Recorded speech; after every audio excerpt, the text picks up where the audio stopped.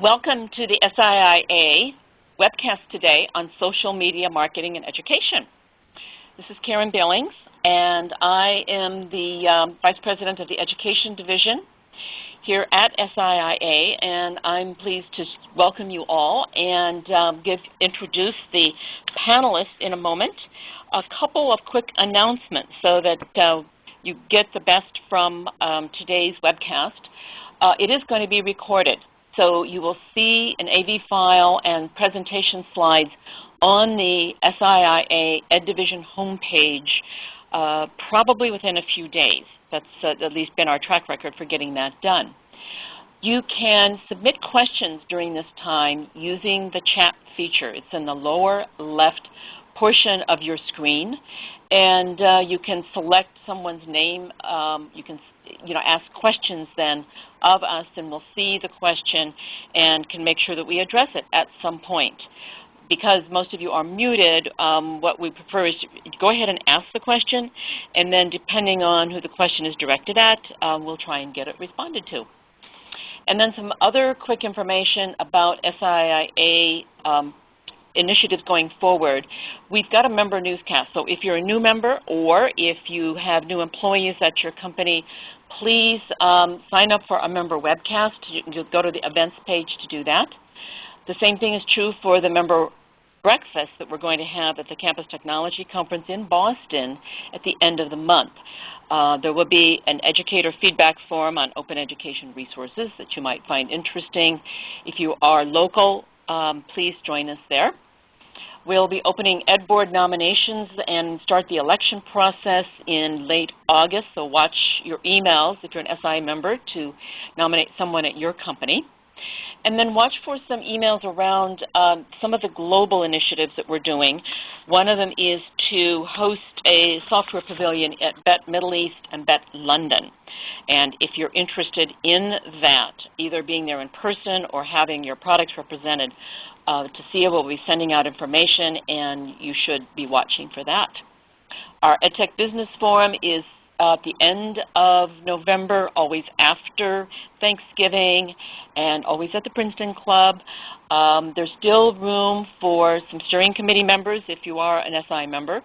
And whether you are a member or not, we still have a few sponsorship slots available. And again, we have a number of working groups and committees that you, if you're a member, would be wise to look at and see if by chance there's something there that you might be interested in, from global to personalized learning to open education resources to games. Just check out the website at siia.net/education. Now, it is my pleasure to introduce three great panelists for this webinar. The first is Lisa Schmucki, who, as her title says, is founder and CEO of edweb.net. This is a professional social network for the education community, and it's really all about facilitating widespread collaboration among the stakeholders. It's been adopted by a lot of educators, some associations, and education companies to create an online professional learning community. Lisa is an industry exec with about 30 years of experience in product development and marketing and database development. So has a great deal of expertise in this, as do all three of our panelists today. Sandy Fivecoat is the CEO and founder of WeAreTeachers.com. And this is an online teaching, learning, and business network connecting teachers to one another and to the companies who do business in education. WeAreTeachers provides social media marketing services to education marketers and was acquired by MDR, which is part of Dun & Bradstreet, in February 2011. And also, if we want to follow this webinar, Sandy just notified us that you can, there's an SI hashtag for this, for the webinar, which is #SIIASM. And last but not least, Charlene Bloom, who's the president and CEO of C.Blohm and Associates. She founded the company in 1991, has worked with publishers and manufacturers who whose products actually span the education technology landscape, everything from print to digital. She's been developing and implementing strategic media relations and social media plans and has been fine-tuning these over the years. You can rely on Charlene to give some great advice. So she's become one of the go-to people in education publishing industry, and she's certainly a go-to person when it comes to SIA staff and our social media plans. So with that, I am going to move on to the next slide. And I believe that Charlene is going to start today's discussion. Charlene? Hey, thanks so much, Karen, and a big thanks to SIAA for hosting today's webcast. I know we're going to have a lot of fun as we go through some social media marketing and education topics. A big thanks to everybody who's joining us this afternoon as well. Just a quick way to set the stage for us today. As we all know, social media is about more than Facebook and Twitter and YouTube and LinkedIn, the big four as they're often called. They certainly play a role, but the variety of the education-specific channels that have been depicted here, they're really expanding fast. You'll hear more about two of these during the course of our webcast. We have the panelists from EdWeb and WeAreTeachers. But to, again, set the stage for our discussion, it's just important to remember that there's a lot of hosts of options out there for all of us to work with. Which is going to be the right one for you? Well, one easy way to answer that is to discover where your customers and your prospects are today and join the conversation there. We're going to talk more about that in a minute. As many of you already know, social media marketing is increasingly imperative in today's education environment. Email response rates are declining a little bit. More and more digital media natives are entering the workforce. Teaching and learning are more personalized, more technology-driven, and the pace of information and innovation is truly accelerating. Sandy? Thanks, Charlene. Great introduction. Of course, the ways in which educators use social media are is as varied as the teachers and educators themselves. At WeAreTeachers, one of the things we've noticed is that best practice sharing, in particular the development and the consuming of teacher-created content like lesson plans, is a big driver of social media activity. We also think teachers are relying more and more on their PLNs, their professional learning networks, on social websites, lots of them in fact. It's a big component of taking charge of their own professional growth and development. As a result of that, in fact, we're seeing continuing education providers, people who provide post-secondary instruction or other support mechanisms to teachers, they are increasingly engaged in reaching these teachers by tapping into a variety of multi-channel social media sites. And I think as these new tools emerge, for example, Google+, some of you may be involved in the beta of that new tool, these circles that you can establish inside of Google+, I think will allow teachers to more adequately control the reach of this social messaging in a less public way. And in fact, we believe in the future we'll see teachers and students, even parents, engaging more and more with these kinds of social tools. And finally, from the SIIA EdTech Forum, which if you guys don't attend that, you really should. It's really a great forum. It was in San Francisco earlier this year. I noticed that a lot of the providers, especially of online curriculum solutions, are even adding social media tools inside the context of those offerings. I think this is a clear indication that our industry is really beginning to see the value of these applications for educators.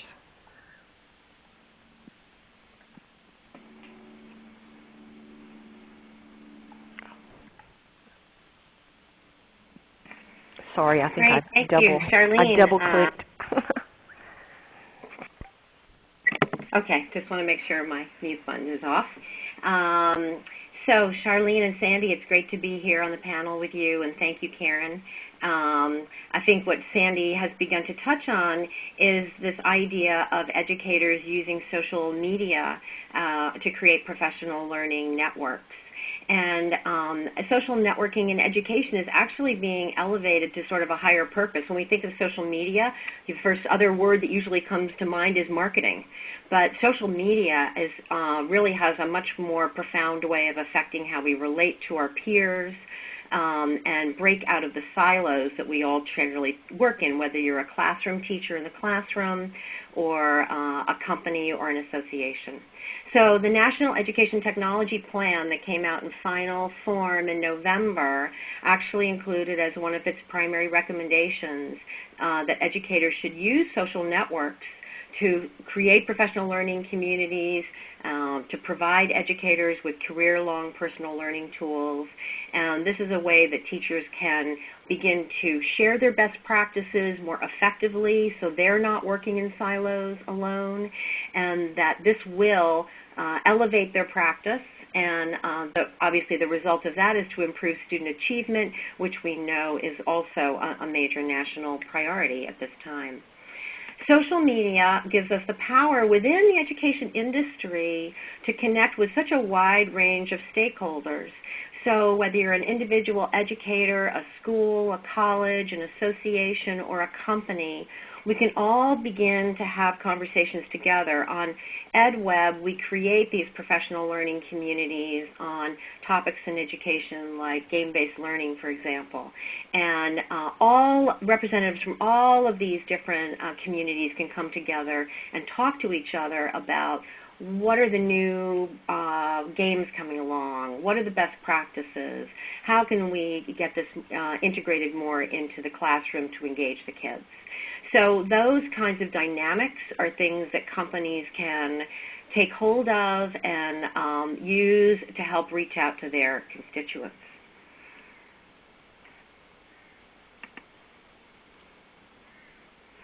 So the survey idea came about because Karen Billings and I were talking about the post-secondary market report that SIIA was working on and the interest in including some information in there on social media. And we realized that there really wasn't a lot of information out there about what companies in education are doing.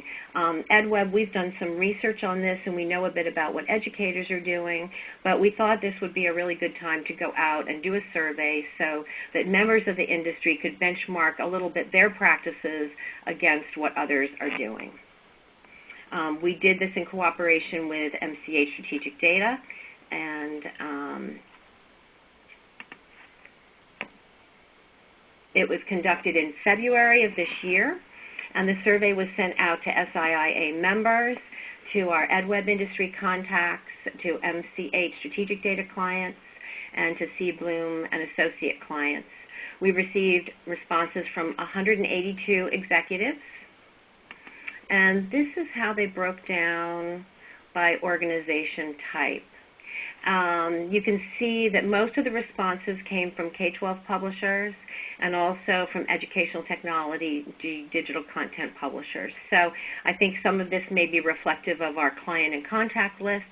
And we are talking about social media as well, so these are the kinds of organizations that are going to be more likely to use social media.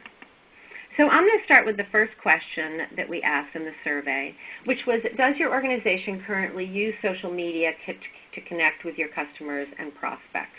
And we really didn't know what to expect from this. But what we find is that almost every company is experimenting with social media in some way.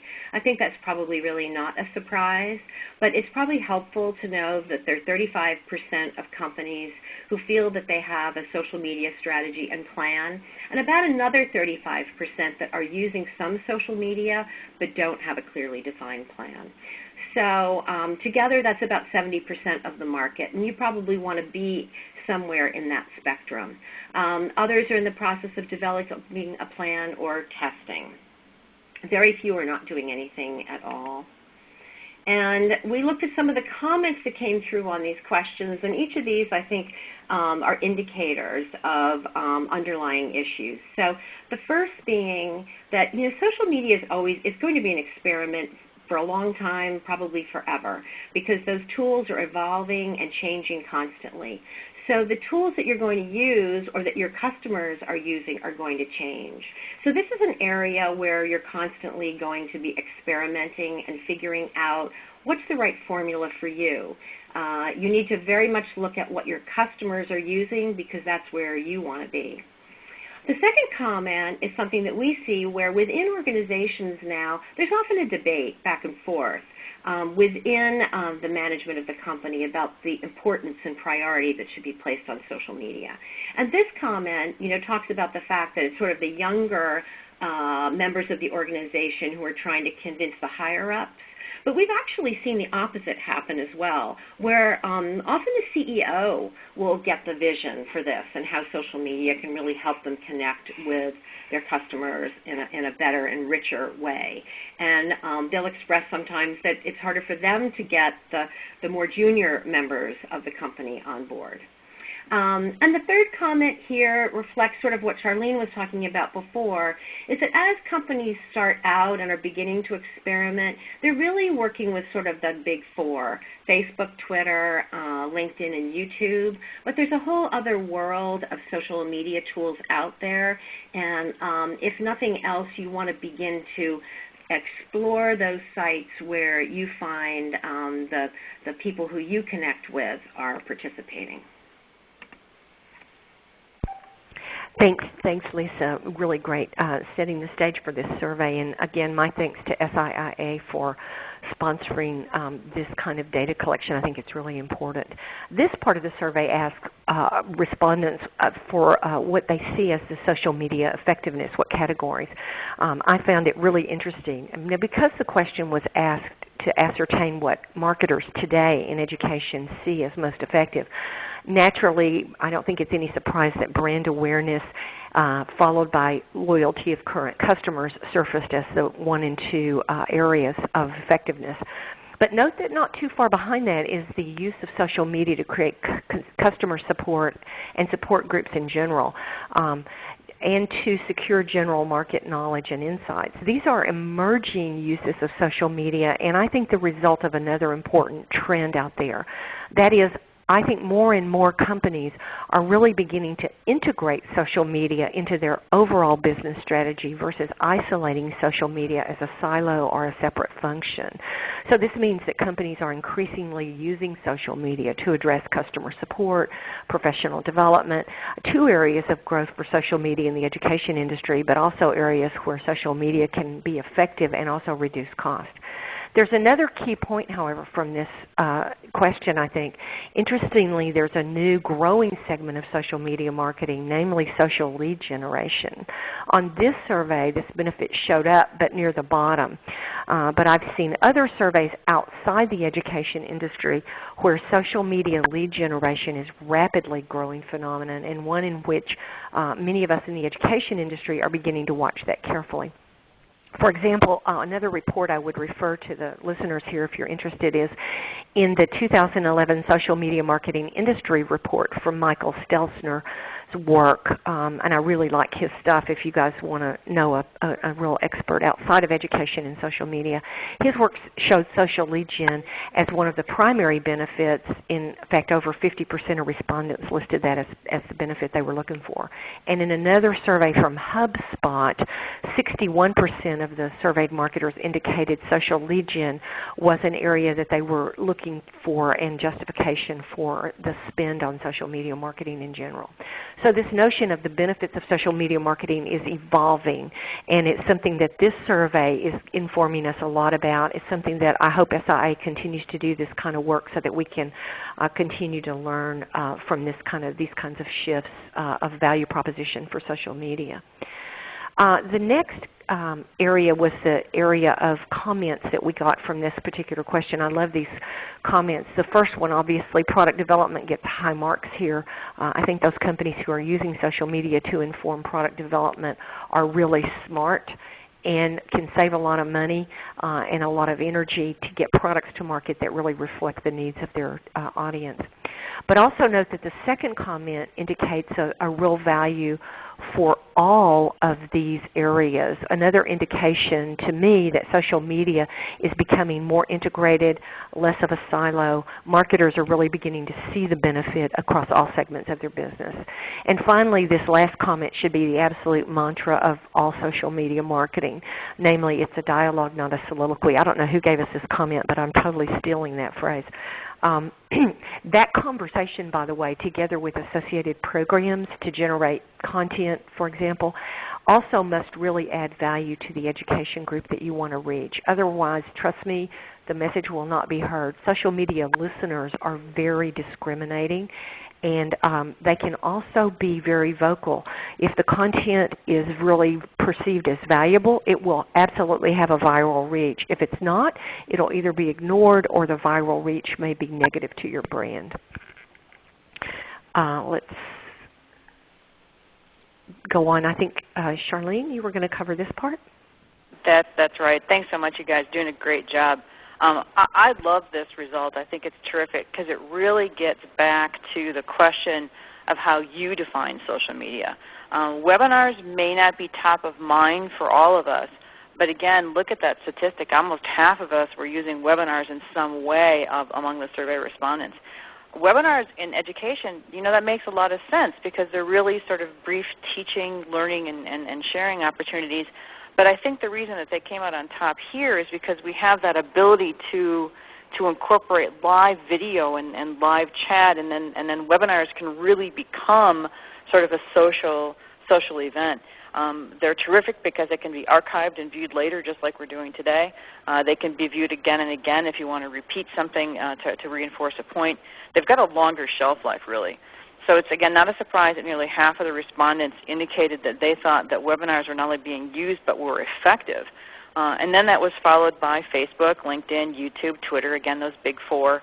But it was great to see things like document sharing score close to about 15%. And blogs, I think that's going to be increasing over time. That was presently someplace in the 12% spot. I thought that was terrific.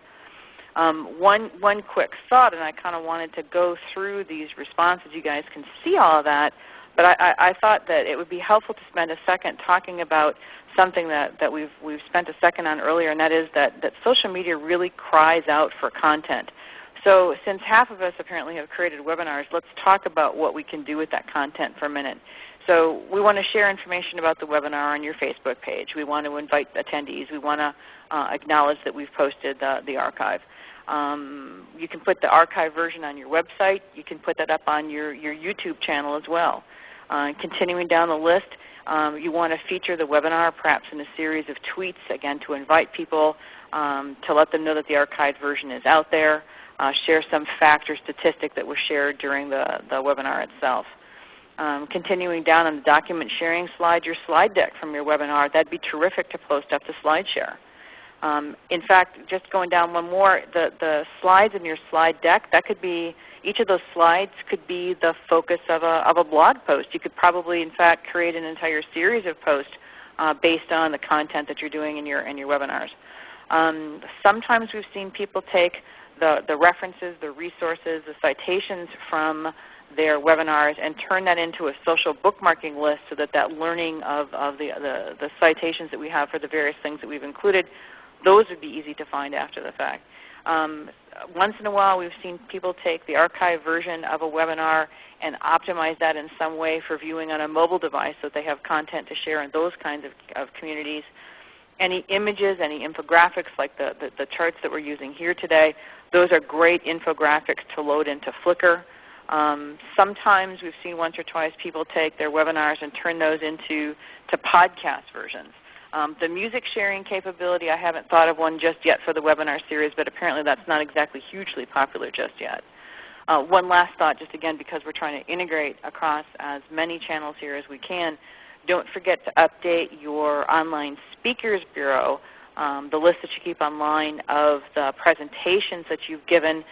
That's really going to boost your organization's thought leadership, your visibility efforts. That's highly recommended. Any individual tool is strong. Anytime you combine multiples of the tools, I think they're stronger together. I wanted to suggest that you think of the 30-30-40 rule, which we share quite a bit with our clients. About 30% of your time should be spent preparing for the webinar, the logistics of how to do it, the conducting the research, that kind of thing. About 30% spent in writing, rehearsing, delivering the webinar itself. And then 40% promoting the archived version of the webinar, repurposing that content, promoting the new content that you've created. The better you get at this, you're probably going to be able to graduate to the 20-20-60, rule. That would be about 20% prep, 20% delivery, and 60% promotion.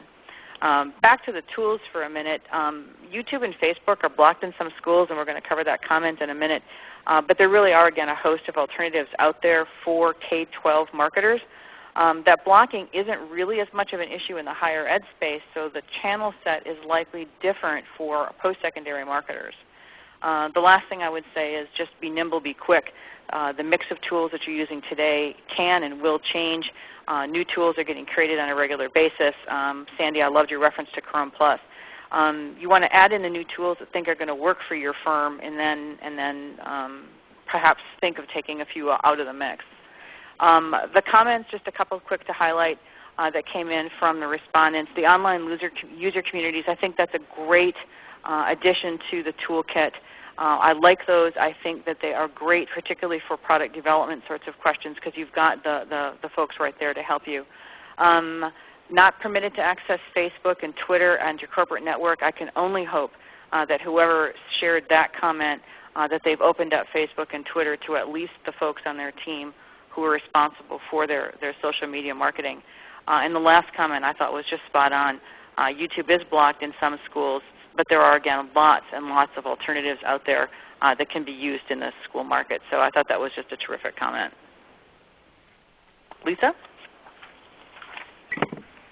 Great. Thank you, Charlene. That was excellent. Well, now the next question that we have to talk about is we asked about the challenges to using social media. And I think if there is a universal truth, it's that everybody does have challenges in using it. We find that in talking with all the organizations that we work with. And it certainly came to the forefront of this survey. In fact, most of the comments that people submitted had to deal with this issue. So, but I thought it was really interesting that the number one challenge was having the staff to manage it. I wasn't surprised by that. I was a little more surprised that concerns about what community members would say was at the bottom. And I think this reflects a shift in our willingness to be open and have a more open conversation and address concerns up front. So that I think the concern about what your customers might see is far less important at this point than having the staff to manage it. I also was encouraged to see that the concerns about generating activity and content were higher than generating ROI, because I think that really is where the focus needs to be. I think Charlene gave some incredible examples of how you can work to generate content, and we're going to talk about that a little bit more in some of our recommendations. But to me, I call the content the bait, and you have to put good bait out there or they won't come. And so we will talk about that a little bit more. Some of the comments, and we've got a few more here because there were more. There were a number of them here on generating content. And it's how do you keep up with it? It's how do you make it authentic and relevant? And how do you keep giving them something that's interesting to come back to? So that is something that everybody is struggling with. Other comments in terms of challenges: internal approval process, confidentiality. I suspect that those concerns are greater in larger organizations, and we do see that larger organizations have a harder time being flexible and quick in the way you need to be to jump onto social media. Next two comments really relate a little bit more to, what's the return on this? How do you justify spending time on it when it's not directly generating leads? And again, how do you measure the ROI? And social media has so many benefits. Sandy was alluding to this in the way it can support customer service, professional development. It helps you build deeper relationships in a way. Relationships are fundamental to everything that we do, and putting a value on relationships is hard. Obviously, we need to have good measures for the investments that we're putting into this in terms of time and money. But many of the values or the benefits that come from it are things that are intangible. I really love this last comment. I love that there was somebody out there that said, we've found very few challenges as it is. We believe the most effective, cost-effective marketing tool out there. So I think we're going to find more and more people coming to this view as we all become more experienced with it. Okay, I think, Charlene, you're taking this one.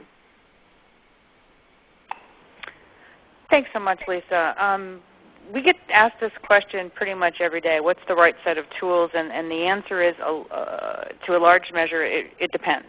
To get started, I would encourage a review or refresh of your existing plan, and if you don't have a plan, let's try to get one created for you. First step to me is to do your homework. Look for research about your target markets, the social media tools that they are using. Certainly today's session is giving you some good data points there. Second, I would encourage some polling of your customers, of your target audiences, to find out the tools that they're using, but then also ask how they're using them and what information and resources that they're looking for, because that can help you develop your content plan. Your targets are attending conferences and meetings that you're attending as well, so those are great opportunities to set up conversations with people live. You can create an online focus group to probe a little bit further into tools that are being used. There's lots of options there. A third step might be to look at how other companies and organizations are using the tools. You can probably learn a great deal from the paths that have been paved by others and learn from both the opportunities and the mistakes that they've made. You can deploy a better program. And I think next to think about how you're going to use the collection of tools, your toolkit, as you will. Again, this multi-channel effort that we're talking about, that social media is really layered onto that full spectrum of all the print, the digital, the one-to-one marketing and sales efforts. You want to get that word out through as many of those communication vehicles as you possibly can. And don't forget to include some measurement tools in your planning as well. 3 easy steps to finding a good tool for you. What are the goals for your initiatives? Common goals that we see are related to some form of action, a revenue goal perhaps, a traffic goal, visibility, and of course brand awareness, which has been talked about quite a bit. The second thing I would say is to find tools that help you achieve then those individual goals and include some that are going to have the measures that you want so you can monitor your success against those goals. And the third would be to use those tools then to generate the data that you need to improve on to demonstrate your return on investment. As you expand the numbers of tools, a quick tip, keep an eye on your profiles that you're using across these various communities. I think oftentimes people create those profiles and then kind of forget about them. I'd encourage you to review those profiles on a regular basis to make sure that they're up to date. But no matter the tool that you're using, as we've said here, you really want a human element. You want an authentic voice contributing to these conversations that's representing your brand. You want your customers to be able to make some kind of a connection to a real human being. I guess one last thing I would say is it's not just, again, the tools, it's the people using them. So do give some consideration to allowing those on your team who are doing the social media marketing the opportunity to attend a virtual or a real-world event, a tweet-up, EduBloggerCon, something like that, at which your customers and prospects are gathered. There's a lot of joy to be had when you walk into a room and you start to recognize individuals you've been communicating with over the past year, 2 years, 3 years, because you start to recognize each other from avatars. That's a pretty exciting prospect. Sandy?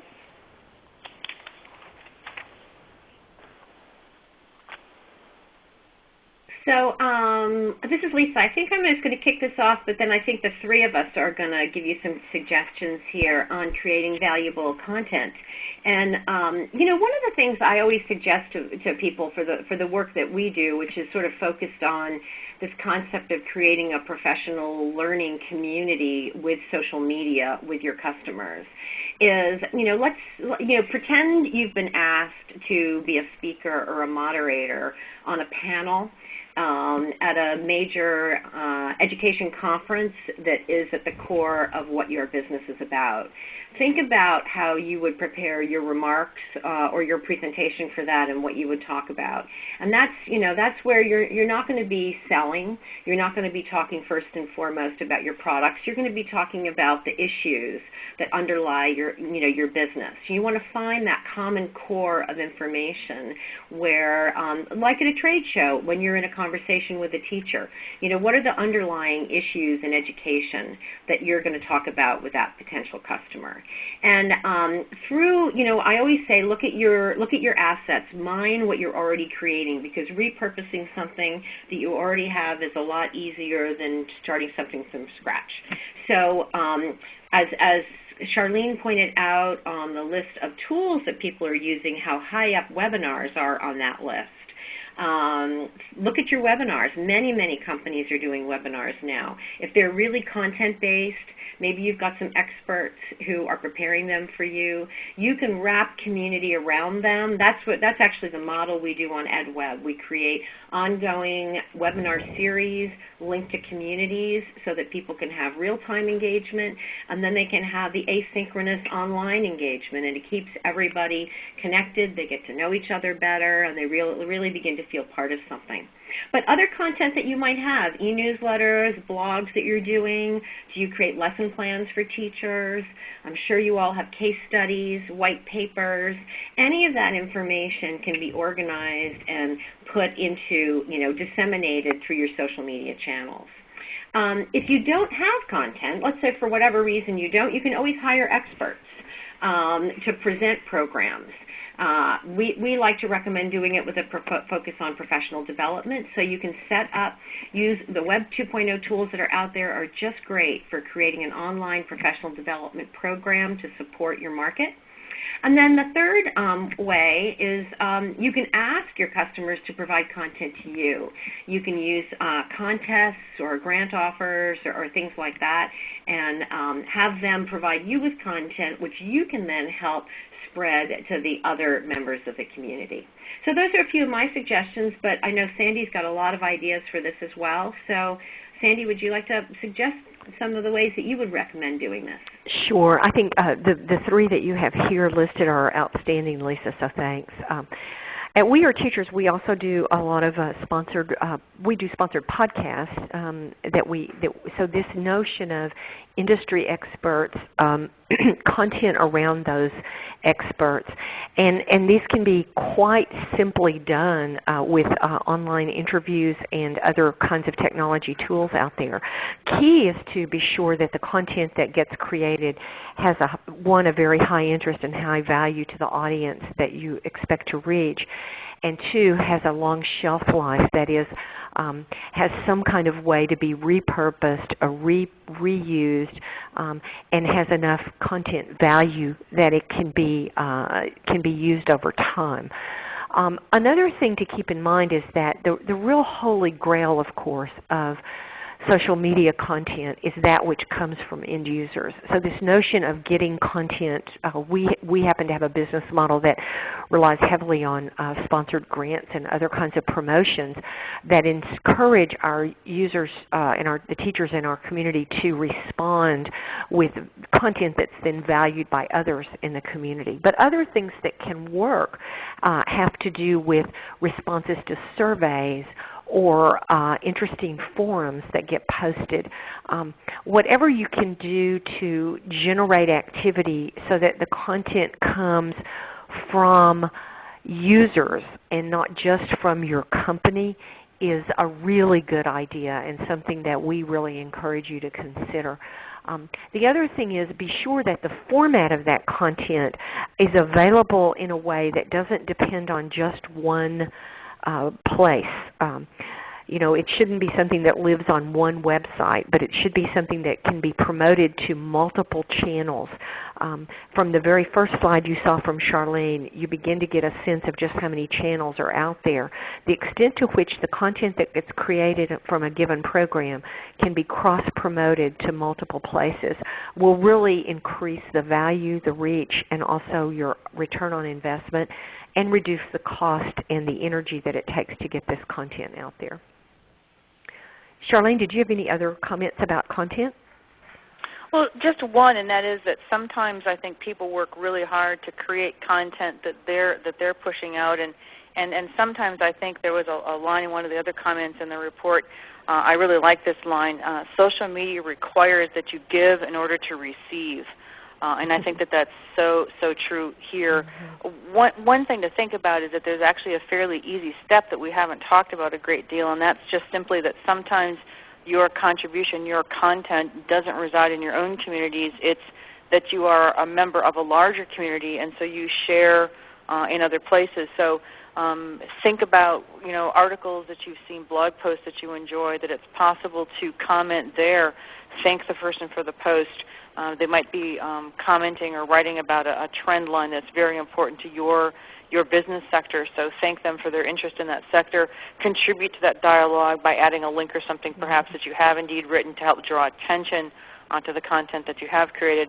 And obviously, of course, if ever you find a comment that someone has generated that's not so cheery in terms of your industry sector or your company in particular, you want to be prepared to respond in a very timely fashion.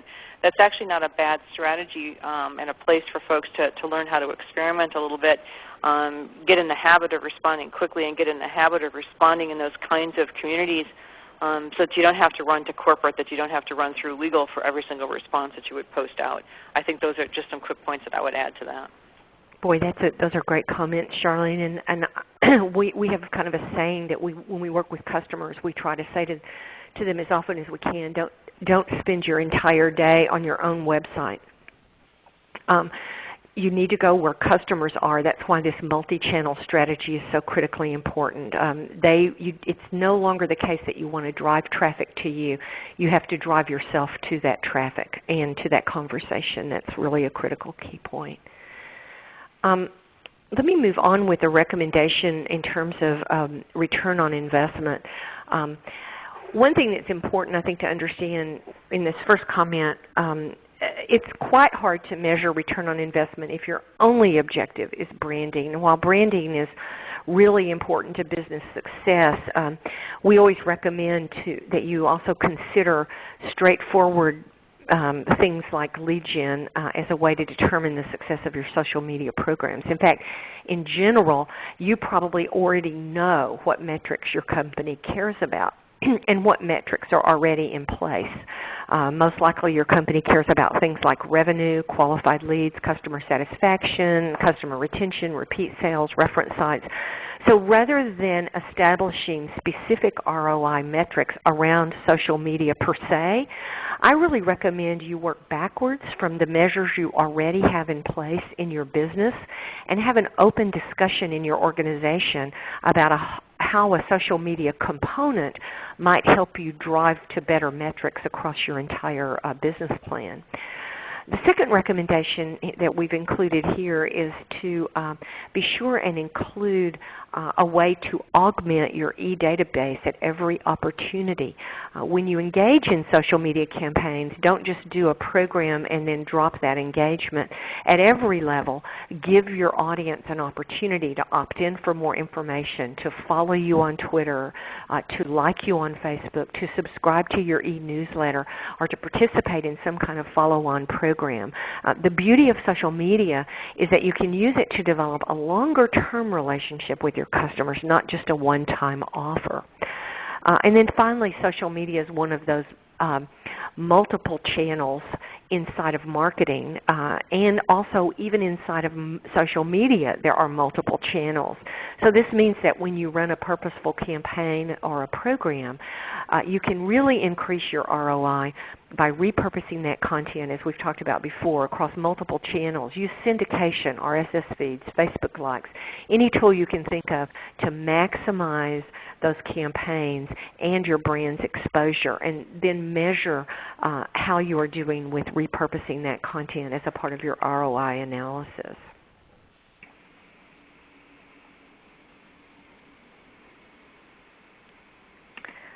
Lisa, I think you were going to cover this. I think I am. And So we're getting near the end here, and then we'll get to some Q&A. But in the way earlier I mentioned the fact that social media to educators is so much more than marketing in the way they're using it to create professional learning communities.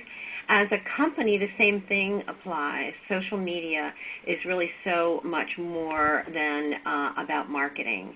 And so for each of the areas of your company where you interact with customers or want to acquire information from customers or provide that information, as Sandy says, you want to think about integrating social media into all of those existing programs. I mean, really, social media enables us to disseminate and acquire information faster than any channel we've ever had before, and to do it in a way that creates and builds deeper relationships. And that value is something that really is at the core of success in whether you're talking about product development or professional development or marketing and sales, particularly sales, customer support. So we just encourage you to broaden your thinking in terms of how you use some of these tools. We're going to end with a quote from one of the respondents that I think summarizes the value that they see in this. Social media gives our company the opportunity to be a part of a community of educators and participate in a conversation. Just like attending a trade show or industry event, social media allows us to move beyond time and location to develop meaningful relationships with customers, prospects, and industry experts. And I think that we find that companies, educators, across the board, individuals who begin working with social media. In fact, one of the librarians that I was working with was talking to me about saying that, yes, once educators start using it, they get hooked. And it almost becomes like an addiction. And more of us are going to be experimenting with more and more tools and getting more hooked as time goes on. So thank you. Karen, do you want to close with some comments about how people can get the report? Sure. On the next slide, which should be coming up, you can see a graphic of the publication that we have on our website, which is a free download for anyone, called Social Media Marketing and Education Industry Survey. And as Lisa already indicated, we did the survey with EdWeb and MCH Strategic Data, and some other partners who were very, very helpful in pointing to the survey so we could get a good response. I do think that, as some people have suggested, it'll be interesting to sort of give this same survey in another year or two and see how it's changed, because it's always interesting to see the trending data. But you can download your copy in what we call our e-store. And if you've got any issues with it, please let me know. And then before we actually get into the Q&A, I would like to make sure that you have a chance to contact any of our panelists who have agreed to take emails or phone calls from you. So do that if you've got any questions that are specific to them. And then right now we'd like to have any questions that are coming up. And I see one from Beth Marcus, who's asking, what type of person internal to a company would you have write company posts and do the social media and engaging with educators? So of the three panelists, who would like to start with a response to that? Well, this is Lisa. I'll start with one, and I think everybody will have a different perspective on this. I think it can vary. I think it depends on your program. But if you're doing something that's involving professional development, I would have whoever your instructors or program presenters are be the people who would be involved in that. I think if you're talking about putting content out there, you don't want to have that. I think your junior people are really good at the organization and the posting and the logistics, but I think you want your experts or your higher level folks involved in putting out the content. I'd be curious if my colleagues agree with that and what other ideas they have.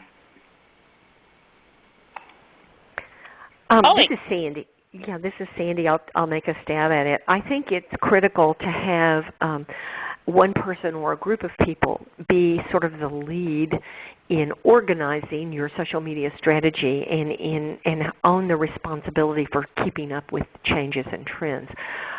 Because it's a rather daunting task to stay on top of everything if you have it distributed over too many people. But I do think that as I said earlier, the real power of social media is in not making it a silo, but rather having the entire organization consider a social media component to things like PR,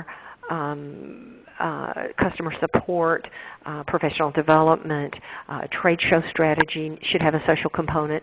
And in that way, I think everyone needs to be involved and engaged in that level of the planning and the implementation of programs. I think social media should just be a component of a lot of the other business functions, which means a lot of people will be involved. Sandy and Lisa, I agree with that, and I think what I would add in is that I think it gets back again to what the goal is, what's in the plan. If your goal is related to customer service, for example, that you're eager to get your customers engaged in some way, then you probably need to have somebody on your team at a leadership level. And again, there does need to be one person in charge. I couldn't agree with that more. But I think that the goals will help dictate who the members of the teams are. I love the point about having lots of folks represented from different divisions and groups within a company. If you've got a professional development moment, the webinars that we were talking about a minute ago, you need to have some degree of engagement from that team incorporated into your overall content plan, because again, that's going to be the experts that you're going to find where that content is going to reside. I guess the last thing that I would say is that we often hear as a challenge CEOs who say they're not really a big fan of social media because they're following just that one metric. They're following numbers of followers, numbers of fans. Finding perhaps a role for your CEO as a blog post author, someone that helps you develop that content, that you create content based on their speeches and remarks. I think you'd have a fabulous campaign because you'd end up with the support of the CEO behind y'all. Okay. Charlene, to touch on something you said there, one of the companies that we talked with in doing the survey, I love what they did an analogy of calling it a hub, a wheel, a hub and spoke concept, where having a central person be sort of the coordinator of social media events and then having ambassadors in either different divisions or different departments, and having that be a team that coordinates the efforts across a broader organization, because I think that is a challenge when it's a large company. Mm-hmm. And this is Karen. I wanted to share something that we did about maybe 6 months ago here at SIIA. One of our new communications person actually set up sort of a contest in terms of tweets and I think blogs as well, but clearly the tweets. And each division, she went back and sort of looked at how many tweets we had done. And then for a week, she was counting how many tweets that we had done. And there were, what she did was she also scored it for content. So if we were tweeting good content, we got more points. And of course, if we tweeted more often, that also counted. So at the end of the week, then she, let us know, which division had done well. Education actually did pretty well because we had lots of things to talk about. But then a few weeks later, because she continued to run this because it really did sort of get everybody started with some social media, she looked at the, quote, most improved and most sort of gained, because there were a couple divisions who had really not used social media tools much at all, and there are others who had. So it gave them a chance to be in the leadership role too by just being the most improved. So I think, within your own organization, there's probably some good things to try like that, which are really just good professional learning tools. Let's see, we've got, someone asked the question about, Lynn Scott asked the question about if there are any specific segments of educators that are most active in social marketing right now. I clearly don't know the answer to that. Do any of the three of you want to try and respond? This is Charlene. I'll jump in on that real quick. I'm going to say all shapes, sizes of people who are in education space.